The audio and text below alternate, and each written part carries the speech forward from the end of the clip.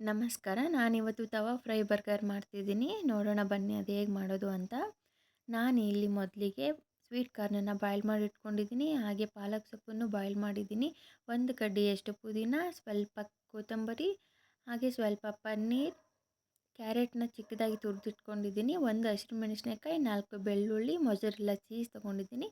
ಹಾಗೆ ಇಲ್ಲಿ 1 table spoon mayonnaise, ketchup, chilli flakes, ಆರಿಗ್ಯಾನೋ, butter, ಹಾಗೆ ಬರ್ಗರ್ ಮಾಡ್ಕೊಳ್ಳೋದಕ್ಕೆ ಒಂದು ಬನ್ನನ್ನು ತಗೊಂಡಿದ್ದೀನಿ. ಅದಾದ ನಂತರ ಇಲ್ಲಿ ಸ್ಟವ್ ಆನ್ ಮಾಡಿಬಿಟ್ಟು 1 ಟೇಬಲ್ ಸ್ಪೂನಷ್ಟು ಆಯಿಲ್ ಹಾಕಿ ನಾನು ಇಲ್ಲಿ ಆಲ್ರೆಡಿ ತೊಗೊಂಡಿರೋ ಬೆಳ್ಳುಳ್ಳಿನ ಫ್ರೈ ಮಾಡ್ಕೊಳ್ತಿದ್ದೀನಿ.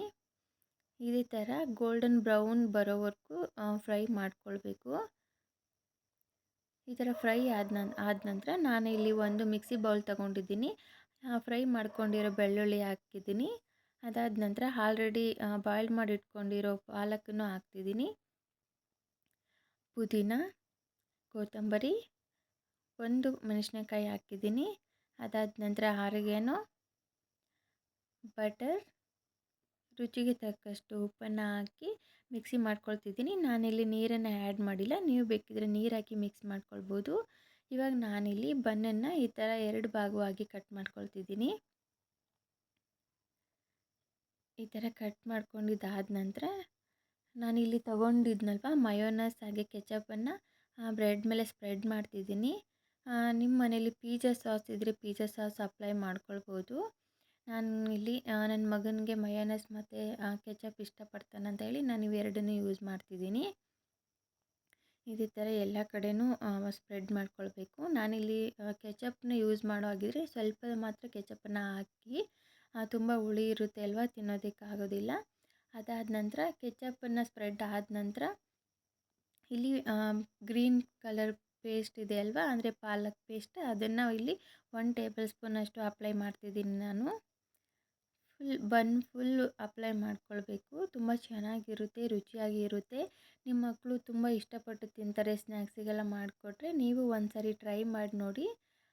ಇಲ್ಲಿ ಪೇಸ್ಟ್ ಹಾಕಿದ ನಂತರ ನಾನಿಲ್ಲಿ ಮೊಜರೆಲ್ಲಾ ಚೀಸ್ನ ಆ್ಯಡ್ ಮಾಡ್ತಿದ್ದೀನಿ.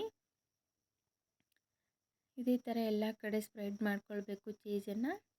ಅದಾದ ನಂತರ ನಾನಲ್ಲಿ ವೆಜ್ಜೀಸ್ ಬಂದುಬಿಟ್ಟು ನಾನು ಪನ್ನೀರ್ ಮತ್ತು ಸ್ವೀಟ್ ಕಾರ್ನ್ ಬಾಯ್ಲ್ ಮಾಡ್ಕೊಂಡಿದ್ದೀನಿ. ಹಾಗೆ ಕಲರ್ಫುಲ್ ಕಾಣಲಿ ಅಂತ ಹೇಳ್ಬಿಟ್ಟು ಸ್ವಲ್ಪ ಕ್ಯಾರೆಟ್ ತುರಿದಿಟ್ಕೊಂಡಿದ್ದೀನಿ. ನಿಮ್ಮ ಮಕ್ಕಳು ವೆಜ್ಜೀಸ್ ಇಷ್ಟಪಡ್ತಾರಂದರೆ ಕ್ಯಾಪ್ಸಿಕಮ್, ಆನಿಯನ್, ಟೊಮೆಟೊ ಯಾವ್ದು ಇಷ್ಟಪಡ್ತಾರೋ ಅದನ್ನೇ ಹಾಕಿ ನೀವು ಮಾಡ್ಕೊಳ್ಬೋದು ಬರ್ಗರ್ನ.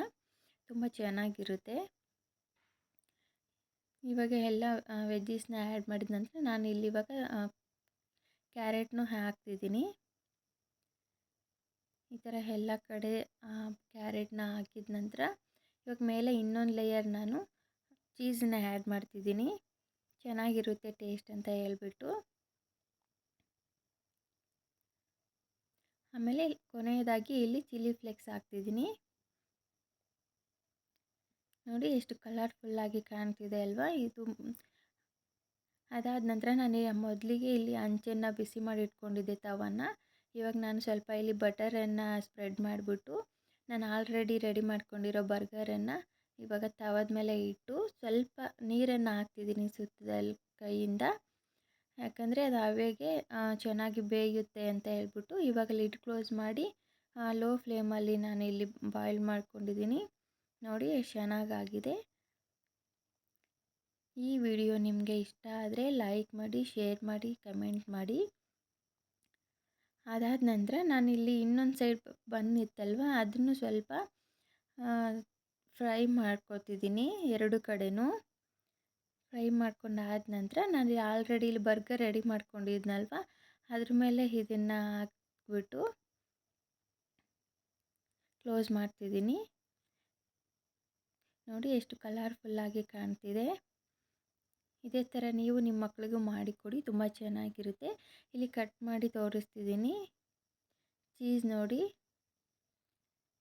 ಹೇಗೆ ಲೇಯರ್ ಆಗಿ ಬರ್ತಿದೆ ಅಂತೇಳಿ. ಈ ವಿಡಿಯೋ ನಿಮಗೆ ಇಷ್ಟ ಆದರೆ ಲೈಕ್, ಶೇರ್, ಕಮೆಂಟ್ ಮಾಡಿ. ದಯವಿಟ್ಟು ಸಬ್ಸ್ಕ್ರೈಬ್ ಮಾಡಿ. Thank you for watching.